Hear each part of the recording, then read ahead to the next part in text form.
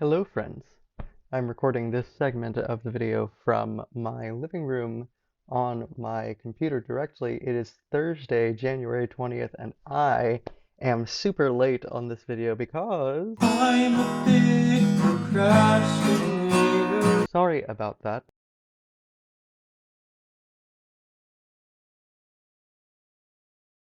So last week I was in San Francisco competing in the district competition for the Metropolitan Opera.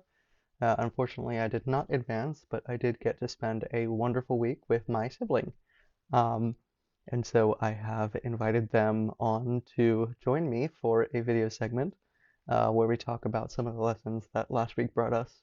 But before we do that, I'm going to show you the progress that I made on my beard. As you can see, I have cheated and cleaned up my neck. It is because I simply could not walk onto the stage of the Metropolitan Opera looking like a 4chan troll. That was just not my destiny. Thanks again for watching, friends.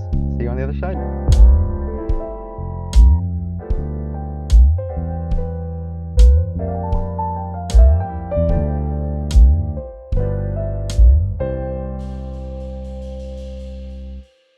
It is my great pleasure today to introduce my sibling, Matheus Luduwig Coura, whom I affectionately call Titty. Titty is a fantastic countertenor and photographer and artist and every one of those wonderful things. Also a voice teacher. So I'm going to link their website in the description so you can check them out and support them as well and consume anything that they put out. Consume. But yeah, we're here today. We're just going to talk about Zen. So this week, as sort of an intro, I read Zen and the Art of Archery, or Zen in the Art of Archery. It's a lovely book, one that I think produces a whole lot more questions than answers, which I feel like is kind of the nature of Zen. I mean, Zen in, like, Buddhist terms, like, can you define it? Can I define it? It has a lot to do, in my view, with the losing of one's own self, separation from the ego, kind of giving in to the unconscious. Like, giving into the unconscious and also just being, like, extremely 100%, like, present with what you're doing. Right. Like, the sensation of, I would suppose, in archery, you know, of the pulling back and feeling the tension while keeping your eye on, you know, where you want it to go, and then boom. You know, in daily life, it's like when you're washing the dishes, you know, just like sitting there and being like, okay, I'm gonna like, how does it feel to have the soap on my hands, you know, when I'm like doing this scrubbing motion? What if I try this way, and enjoying that? Right. Do you actually do that while you're washing dishes? Try to do it Zen. Yeah. Yeah. The mundane tasks of life. Right. You know, if you do them in a mindful way, really paying attention to them as you're doing them, it's actually a lot more fun. Right. Honestly, can you just like tell me more about your meditation practice? I am on day 39 of my Headspace streak. It's been very fun. I was doing like a pack on self-esteem, visualizing like a light from above yourself,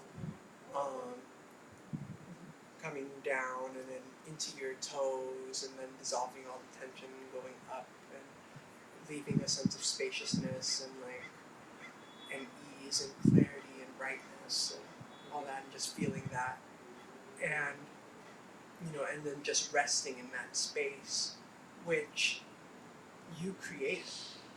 And then after you're done, it's like, oh, I was stressed out, but like I literally just visualized myself being at ease, and now I feel at ease. But it's tricky to do it without doing. And, Yeah.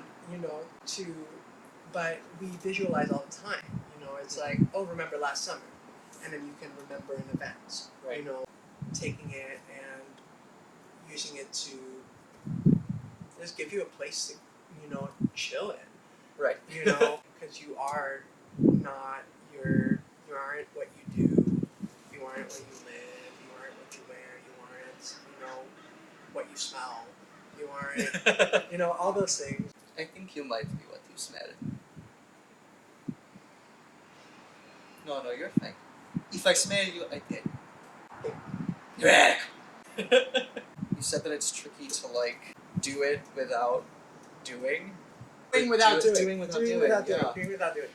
You are imagining this thing happening. Like, it's not at all tangible. Right. But it feels real.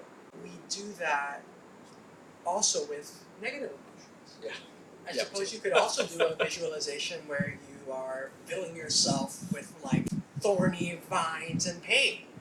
But I don't want to do that. That's just being an Enneagram Type 4. It's Yeah. just too steady for us. I don't want to do that. But something that you mentioned, and that you put in really clear words just now that really has stuck with me is I can be moving about my day and like have a painful thought or a triggering thought or experience something that's difficult for me, and that can immediately just like cause me to tank and like immediately be in low spirits. But if it's possible for an intangible negative thought to be that effective, you know, there's a question that's like rising within me at this point that can that work in reverse? You have to train yourself to think positive. Right. Like people like think that it's like, oh, I'm a cup half empty kind of person, I'm a cup half full kind of person. Like, what does it serve you to only see, you know,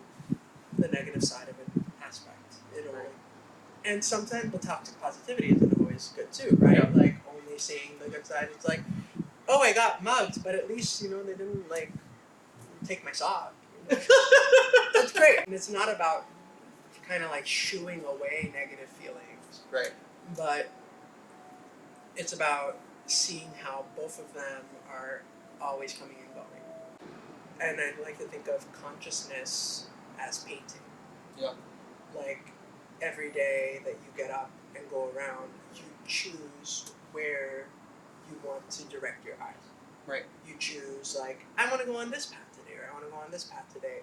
And just choosing always to make it the most beautiful. And same thing with thoughts. It's like when you know, something creeps up that you're like, oh, okay, I see that this is, you know, something that I don't really want to think about. You know, It's not going to like lead me into a state of unbotheredness that I am longing for.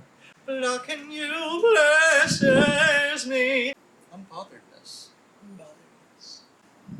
Stoicism. You know, like some people, I don't know. Some people really don't like it. I like it because it's kind of like it helps you figure out what you can and cannot control. Right? What can I do at the time to make this the most beautiful thing possible? Or can I accept something that's out of my control? Things like people talking shit. You can't control, you know, what people say about you. You can't control judges when you're, you know, doing an audition and doing something like that. You can't control that. All you can do is bring your best at the time. Even if your best at the time isn't your best. Right. I'm gonna turn on this light so that we have a little bit more light as we are losing light. And just a little bit. I think it would be kind of nice. Yeah. So I competed in the San Francisco District Metropolitan Opera Competition. It's actually why I was in town, other than to visit this lovely bean right here. Aren't they a bean? They're just a bean. He's a wonderful bean. There was this moment where I was back there and I was waiting for commentary, and all of a sudden, there were a bunch of phones around me that started ringing, and that was how they were letting people know. Yeah, exactly. It was literally waiting for the phone to ring, and it was like everybody else's phone ring and looking at yours like, So needless to say, I did not advance, and that was tough. But you know, what I kind of am trying anyway, and this is the work. And again, this is like acknowledgement versus identification. I know that I am often triggered by experiences of rejection and criticism. And so for me, I said to myself, going into this, knowing that I had that fear of how I was, said to myself, the point of this is not to win, necessarily. Like, if I win, I want to go and I want to sing my little booty off. And then I want to be able to move through whatever happens next with honesty and authenticity towards like what my experience actually is, but also like in a healthy way of like being able to grow from it. And this is, I think this would be a good spot to end to, because we are losing our light in this lovely city evening that we're having. But something that you've said a lot and is resonating with me a lot is like choosing the beauty and finding the beauty and creating the beauty. Like, oh, thank you. But I can't possibly be more beautiful. With the yellow. In a way, we always have the opportunity to keep imagining. Possibility is endless. Yay! Yeah. Do you want to say my cheesy sign-off thing with me? Yes. Okay. I don't know it. Okay. Stay bright, stay beautiful, stay honest, stay you.